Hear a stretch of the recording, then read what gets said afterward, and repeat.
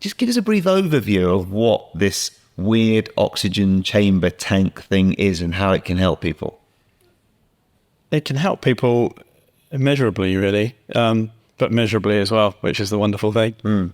It reoxygenates the body so well that your immune system works properly, or better, that your body works as it should do.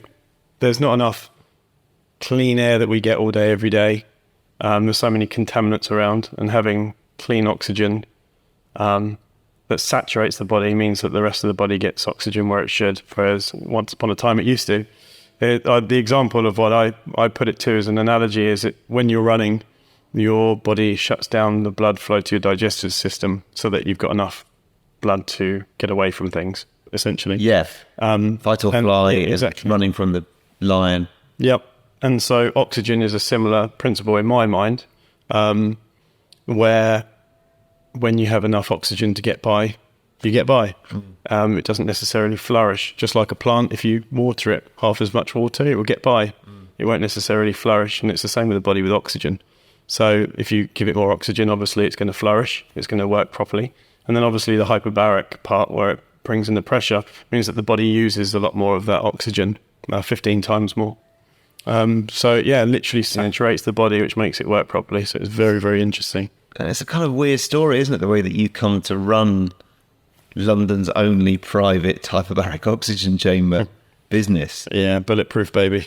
Yeah. That's what it's all about. Yeah. Because you got ill, didn't you? Yeah. 3 years ago, I got mercury poisoning, digestive problems and all these different things, and no doctor knew what was going on. No one knew what was wrong with me. What were the symptoms? So brain fog was one. I kept on getting infections, urinary tract infections. My digestion shut down, and that went on to prostate problems and all sorts of hormone issues. Yeah. How old are you? I was 35 at the time. Yeah.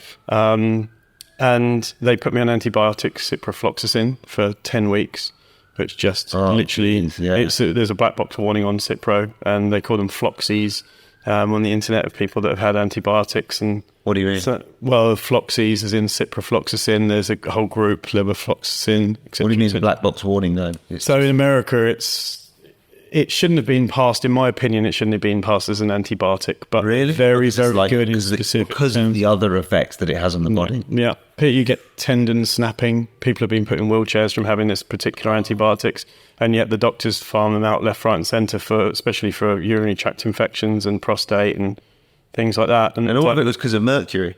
Well, partly that, yeah, and partly that my body just couldn't cope anymore. It was the straw that broke the camel's back.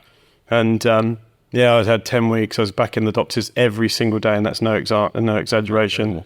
And I was crying while I was in the doctors, and he just shrugged his shoulder and said, I can't tell you anymore, just keep taking antibiotics. And that's when I started researching and found out about mercury because of my fillings and various other things. And then I lived in Paris for a year nearly, and I was eating sushi every single day. I'd even eat it for breakfast. I loved it. But it was just fueling the levels of mercury. Do you ever eat it now? Very, very, very rarely. Yeah. But I love it. It's such a bulletproof thing generally, but yeah, salmon's just generally not good quality. Yeah. So I don't know.